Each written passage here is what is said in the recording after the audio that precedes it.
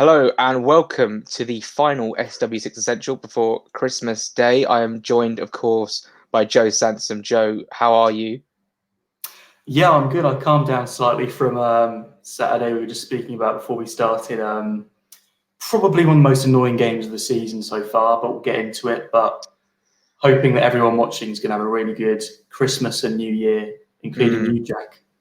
Yes, hopefully it will go Yeah. swimmingly. I mean, look, we're in tier 4, and obviously it's very difficult. Some people's plans have been absolutely scuppered. I'm in a fortunate position where I can obviously still be at home, but maybe some people who are meant to come round can't come round now. But look, we'll get into Fulham.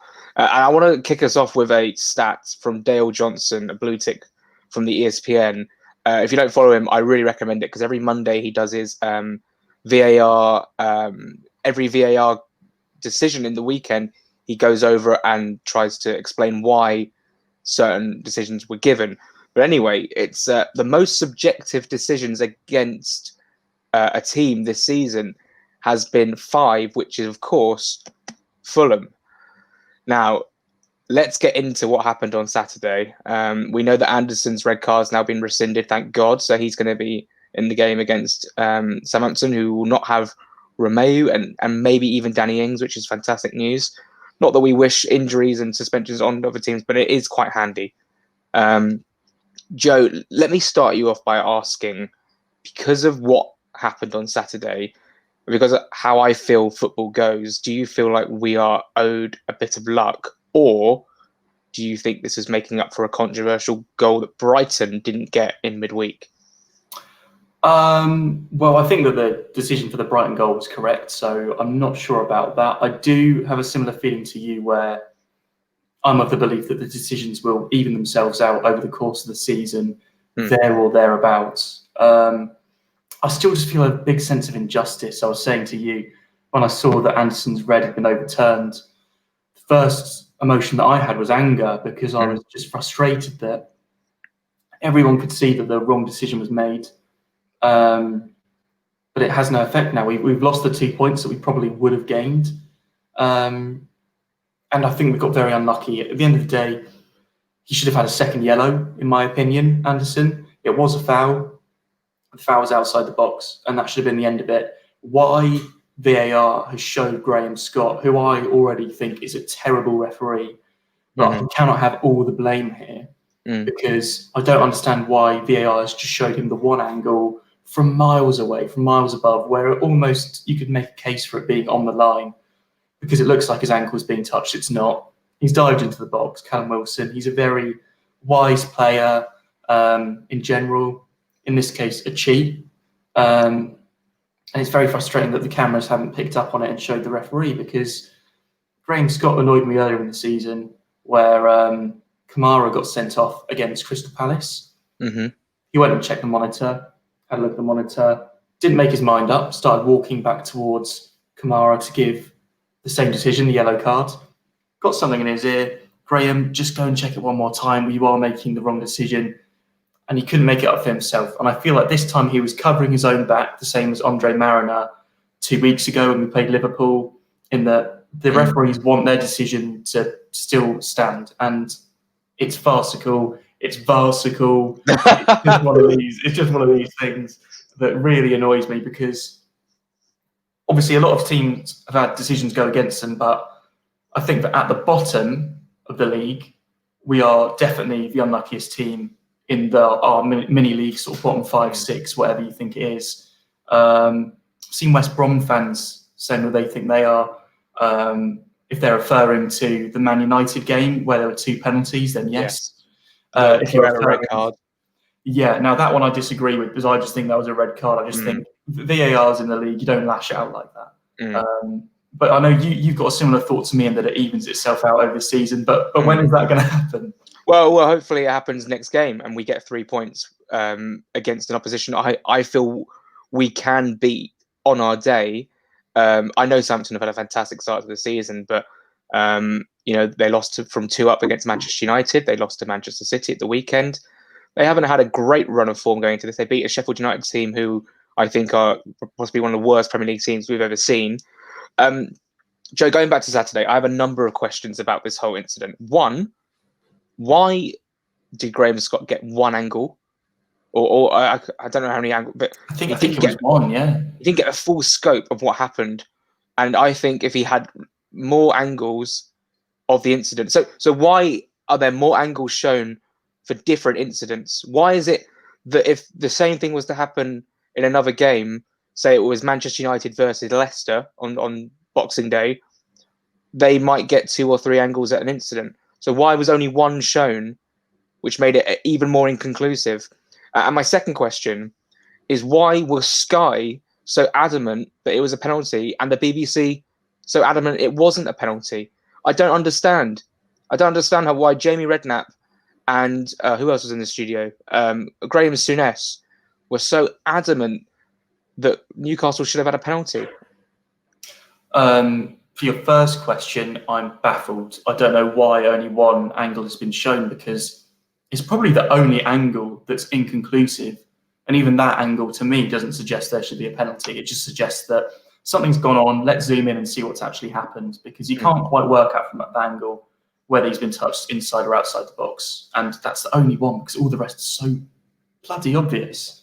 And then as for the other instances that are getting more angles, I feel that we are owed an explanation by whoever was on VAR, because Graham Scott, I think, is a poor referee. I didn't like his sort of mocking of Lamina when he went like that at the end. We'll come on to that. Yeah, that was ridiculous. It's really unprofessional, and but you cannot blame him.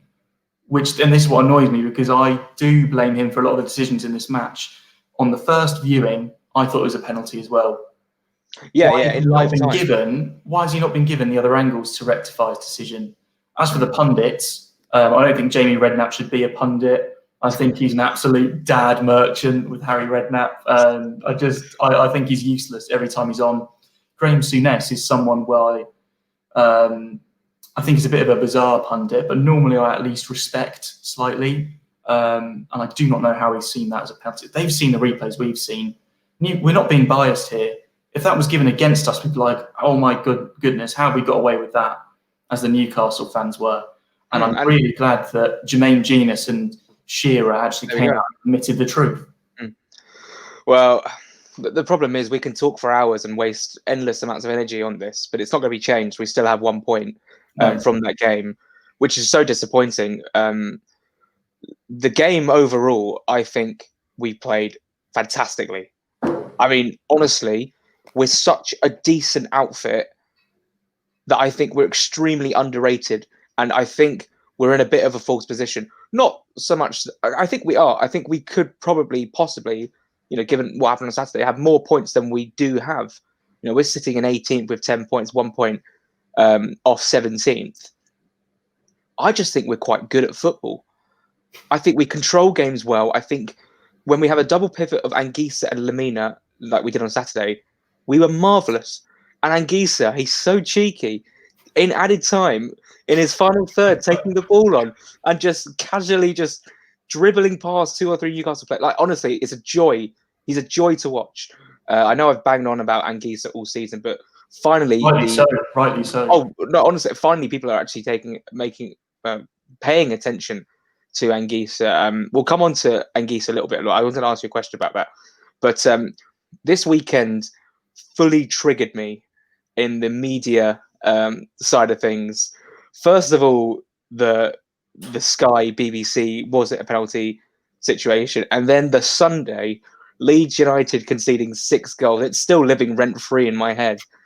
That Leeds concede 6 goals and get praised. And then Gary Neville comes out on his fantastic podcast and says, I won't criticise Leeds at all this season. I even said some more stuff on MNF that I didn't quite catch. But we're not going to sit here and talk about Leeds United, Joe. But are you starting to get annoyed by the media and their agendas and their different viewpoints this season? Because frankly, it's really, really pissing me off a lot. Yeah, I mean, it annoyed me last time we were up. And I feel like this time we were at an immediate disadvantage in that the lazy sort of punditry about Fulham, which we basically conformed to in the first 3 games, was that rubbish team, crap defence, change the team every season, spend loads of money. And even though a lot of that isn't even true this season, that's the narrative. And Leeds have just gone and conceded 6. Could have been 10. Honestly, not even being harsh. And makes me wonder, what do they have to do to get criticised? Because you've got Palace the day before that have been conceded 1 more goal to a better team, and they've been dismantled. Roy has to go. Schoolboy defending, embarrassing. Get them out of the Premier League. Leeds do it and just run a bit faster and run a bit longer with your nice little kilometre stats or whatever it is. And they're getting praised. I don't care how much you run if you concede 6. Yeah, and 6, and we had that performance, I would be fuming. By the way, I'd be fuming, and we'd be ripped apart. And it's not just a one-off. They conceded 5 to Crystal Palace, 4 to Leicester. I mean, they've conceded the most in the league. Yeah. You'd think we would have conceded the most in the league, or Sheffield United, or Burnley, or you know what? We're not going to spend too much time on this, Joe. Honestly, it's just something I wanted to bring up. But one person we need to talk about, and I feel like we haven't talked about enough this season, is Scott Parker. Yeah, I absolutely love him. Like, I genuinely might be in love with him because I think that he is the perfect person to represent our club in the sense that he has been there and done it at West Ham, at Charlton, at Chelsea, at Newcastle, at Fulham. Maybe I missed out a couple of clubs. But his view on the game is spot on. His man management skills, I bet, are spot on. He gets a guy in Anguissa who was not even remotely interested in playing with our club, and suddenly he's got him starting every game and putting in, like, I'd say 6 to 10 out of 10 performances. And his post-match interview against Newcastle, just perfect. It's just what you want to hear. He didn't lay in, but he was passive-aggressive enough to at least give the impression that he was pissed off, which we all were. So I just wanted your 2 cents on what you thought of Scott Parker's post-match interview on Saturday. Yeah, I thought it was brilliant. It was well known the last season I was one of the people that was quite critical of him at times. But one thing he's always done is said it how it is. I remember he really defended Harry Arter when he got sent off at Cardiff. If he's been touched. If he's been touched, yeah. I think I might have seen that going around a few times since. Yeah. But he's always said it how it is and how he feels. And I was so glad that, because Steve Bruce, this is why I want to come to Steve Bruce after the game. He's seen the replays and he's watched his player dive and he said it was the correct decision. If that dinosaur is going to come out and say that, then what hope have we got? He's just seen the evidence. Scott Parker has got it spot on. It doesn't matter that it was, like Steve Bruce, it does not matter that it was against your club that the decision would have gone. It's gone for his club. But be a bit honest. VAR is ruining the game, not in terms of, in my opinion, VAR overall, but in terms of the way it's being used. In terms of the inconsistencies with the decisions, it makes it pretty much void having it, because we're still having the same debates that we would have if there wasn't VAR. And I think that the whole point of VAR is to rule out any major errors, any major decisions. Clear and obvious is the phrase they use.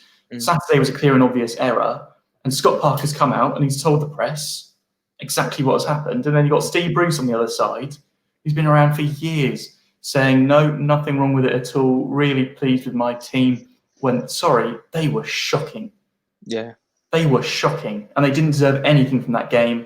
They didn't deserve anything last night against Brentford in the Cup. I really hope that Steve Bruce gets his comeuppance for sort of going along and pandering to this VAR nonsense when Scott Parker is a proper manager. He says it how it is. And I'm sure that if it was against Fulham, he would not come out and say that that was the correct decision, because it wasn't. This is going to be my next point, that managers who have had, I can't remember the example, that managers have come out and said when a decision has gone for them with VAR, that it's been like, it was like the wrong decision, or we were fortunate in that situation, which I think is quite interesting. Scott Parker, I agree with you. If a decision was to go our way in VAR terms, which was wrong, I don't think he'd be the one saying it was a right call. We're happy with that. He'd probably be like, look, it might have been the wrong decision, but we got the rub of the green. And people are going to be watching this and going, this is just sour grapes FC. I mean, I'm not sour in a sense that, you know, we didn't win the game, but I'm pleased that we can go to a place like St James's Park, dominate the game, and come out feeling aggrieved that we didn't get all 3 points, just like we did against Liverpool, which I find fantastic. Which I find my point being that I think we've made so much progress in 2 or 3 months of the season, and why I firmly believe that we can stay up. My only worry is, are the first 4 going to come back to bite us? I was having a bit of back and forth with a fan after the game, which we were both in agreement that I think that maybe the first 4 might come back to bite us. And if they do and we get relegated by 2 or 3 points, he said, don't point at VAR and blame that. Point at Tony Khan and blame the fact that we didn't get the players in time, which I think is a good point.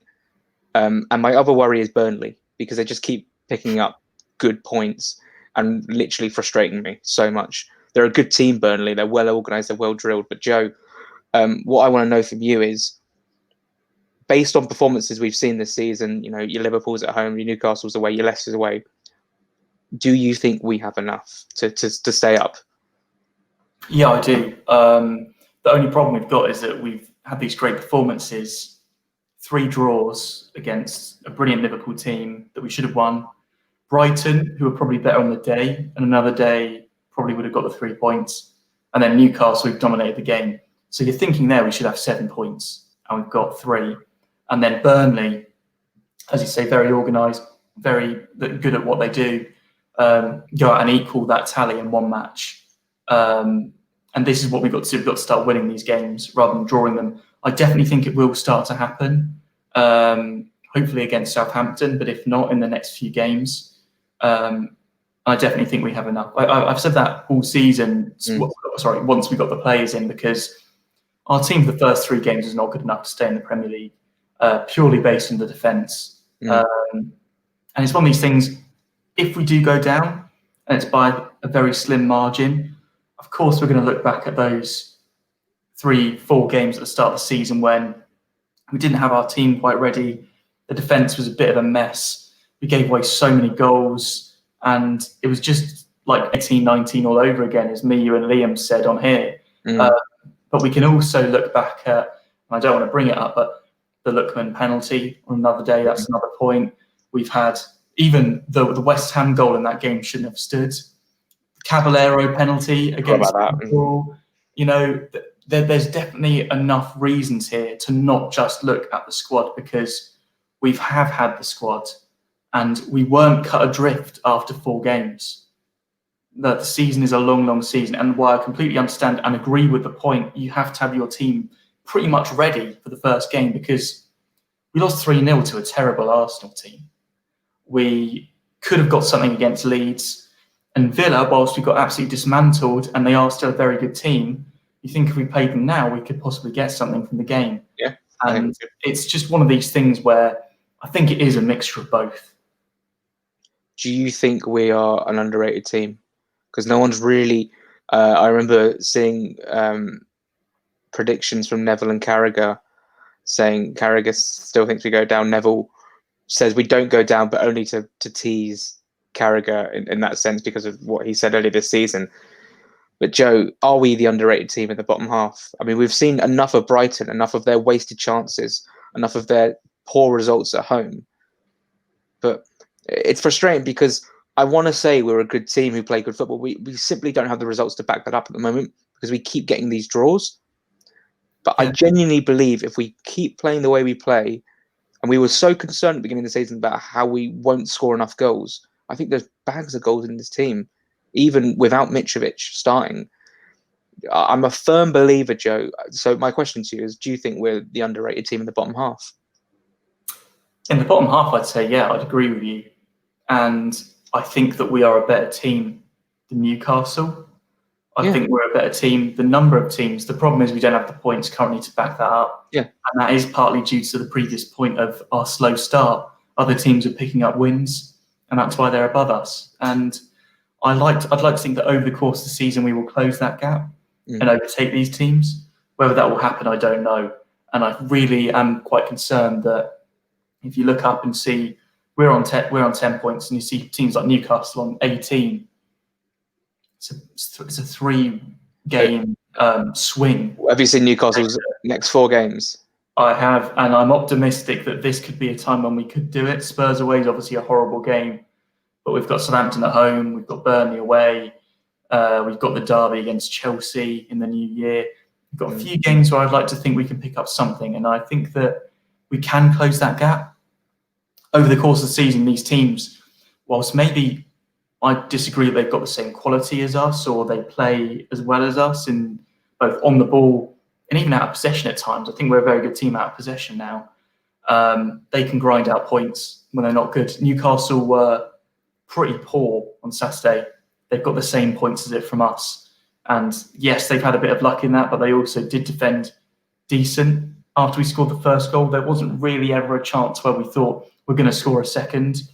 And it's one of these things where you have to appreciate there's teams that have been in this league a long time. Since we got relegated in 2013, they've been there ever since. And they've solidified and they've got a good team and they're used to grinding out points. Burnley do it every season. They normally start slowly. And me and you are both afraid this would happen at some stage and they pick up. They've got a very winnable run coming up. We just have to hope that in that run, we can just hang on and be within a few points of them. Hopefully. I mean, I think it's been a very, very weird season. As we keep, I honestly keep saying the same things every week. But I forgot what I was going to say. We go to a game in Southampton. Again, I was speaking about that earlier. They're not on the best run of form. They are a very good team on their day. And I keep coming to the conclusion that we play better away from home than we do at home. And even then, our last home game against Liverpool was probably one of our best performances of the season. How do you see that one going? I mean, let's hypothetically say they don't have Danny Ings. So they've got, who is it? Shea Adams and maybe Obafemi or Shane Long maybe up front for Saints. How do you see that one going? Yeah, it's a game I think that we need to get something from. And I think we need to go into it trying to win this game, not just picking up another point, because I think this is the time we've actually got to start picking up the wins. We've had the performances, they're consistent performances, and now we need to start picking up the wins. It's a game that I think is going to be really difficult, and to be absolutely honest, I can't see us keeping a clean sheet in this one. I think that Southampton are doing very good going forward. They were unlucky on Saturday against Man City. 1-0 game, but it definitely wasn't a 1-0 game in terms of the actual play. I'm going to go for a 2-1 Fulham win in my prediction. Quite optimistic, especially now Anderson's back. And the only big miss for us is Lamina, who sadly can't play. Yes. But obviously Harrison Reed can step in and do the same job. But what do you think the score will be? I'm going to mirror you and say 2-1. I'm always going to back Fulham. I think we're in our rhythm now. I feel like consistently we're putting in performances where we're performing on a decent level. I even think that harps all the way back to the game against West Ham, where we kept our shape very, very well. And if it wasn't for a late lapse in concentration, we would have got a point or even 3 out of that game. Even though it was offside, I still can't believe that wasn't given. And the fact you reminded me has made me quite angry, to be fair. But Joe, I just remember what I was going to say. Now, the penalty we gave away against Newcastle, albeit probably was not a penalty, but the fact we're in that situation in the first place, it all comes down to Ola Aina. My guy just gives the ball away outside the box and they break, which was poor because given where he had the ball and what he could have done with it, the fact he gave it away was a bit annoying, and then the whole situation would have been avoided. And it all comes from a long throw from Robinson, which I feel is unnecessary. Yeah, it was a very avoidable goal in terms of everything, even the foul itself. It shouldn't have got that far. I think you can even point fingers at Kearney. Kearney's jogging back. Almiron's running alongside him. Just take him out of the game. Just foul him. Like, they've got a situation where they've got an overload. You can completely avoid that situation, and that's why I don't like Kearney as a captain in terms of his nous, and in terms of his sort of qualities he'd associate with a captain. Like, would do anything for the win, On the ball, I think that's very true for Kenny, but off the ball, I'm not so sure that that's there. And I think it was avoidable from the long throw from Robinson, from Aina giving it away, and then from Kearney, and obviously the foul itself. But we've given away a few penalties now, and although this one shouldn't have been a penalty, it was a foul by Anderson, and I think Anderson's been brilliant, but it's the second time in a few games he's been caught the wrong side of an attacker. I don't think the Sterling one was a penalty either, but it's a similar situation. You almost think just don't touch him, and I'm sure that's something he'll learn very quickly. And he's got another chance to rectify it against Southampton, because it's going to be tough, even without Danny Ings. Shea Adams is a very good player. Redmond, Walcott, Gineppo on the wings. I mean, all very fast players. And very, very, very technically gifted players, very fast players. So I'm interested to see how it turns out, but it does make me think that Tete, it's a rare mistake by Aina, but I feel like Tete was bought to be our first choice right back. I do think that eventually he'll play there. I know that it was sort of right centre half that Aina's been playing, but I feel that eventually it will be Tete instead of Aina. I suppose we are nitpicking, kind of. We are kind of the penalty situation in itself should not be a penalty, but just for conversation's sake, we go back to how it came about. This isn't the first time we've played Southampton on Boxing Day. The last time we played them was in the 12-13 season. The infamous "pass me the ball and I will score" whatever T-shirt Berbatov was wearing, conceded late to a Ricky Lambert penalty. I sat in the Hammersmith, and Steve Sidwell hit a volley which went right behind my chair, and the ball almost struck me in the face. Not for the first time that's happened at a Fulham game. Joe, you should probably wrap it up. The last game before Christmas, what we'll do next week, I imagine, will be a review of 2020. Given it's the last one of the year, and we can talk about the promotion and where we're at now, and hopefully 3 points against Southampton, Joe. I always say to my mum, look, I don't really want anything for Christmas apart from 3 points on Boxing Day. And I can't remember what result we got last year on Boxing Day. What was it? On the spot. Oh my goodness! What season was it? Oh gosh, I should have it. Luton 3-3. There we go. I was thinking about that the other day. What a weird game that was.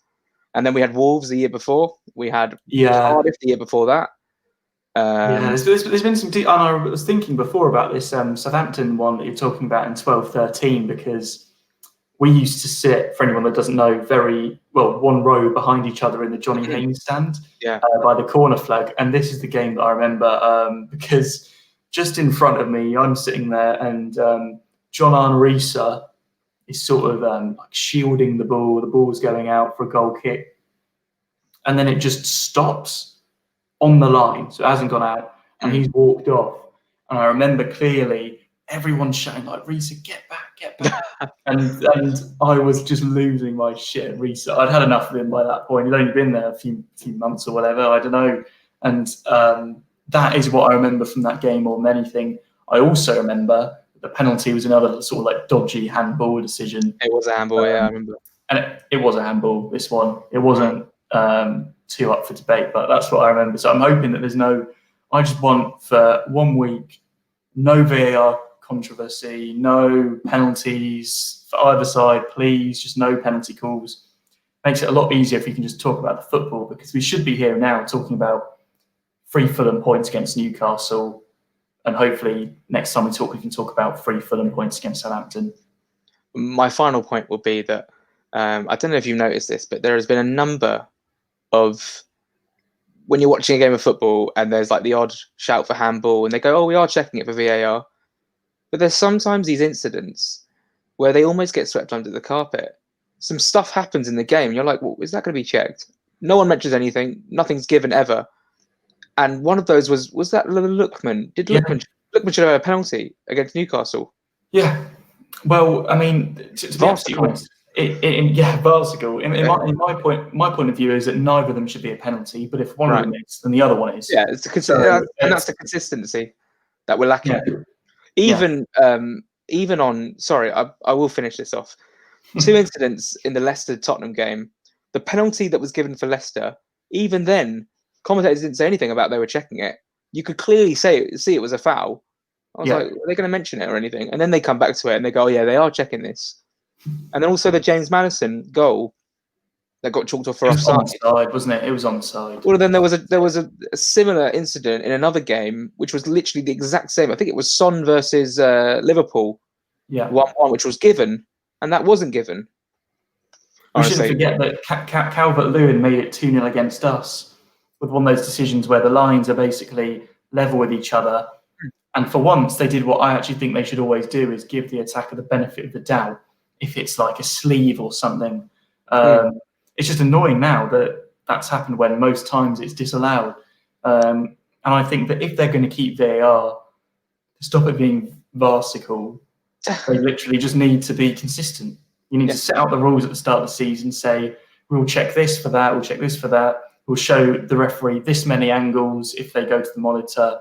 Just make it clear. They're making it too complicated, and it's going to cost someone going down or a Champions League place or whatever you're fighting for. I mean, goal line technology denied Sheffield United 3 points, which could have sent. This is interesting, actually. I'm sorry for this long-winded conclusion, but actually, I was thinking about this the other day. If Sheffield United's goal against Villa stands and they win that game 1-0, Villa go down, and Sheffield United might somehow be in Europe, which doesn't get them in the situation they're in now, which is on 2 points from 14 games. Swings and roundabouts, it's unbelievable. It is death, taxes, and long-winded SW6 essential endings. Joe, it's been a pleasure. Merry Christmas as well. Yeah, pleasure. Merry Christmas, and everyone watching as well. Sorry, did you have any final points there? No, I think we've covered it all.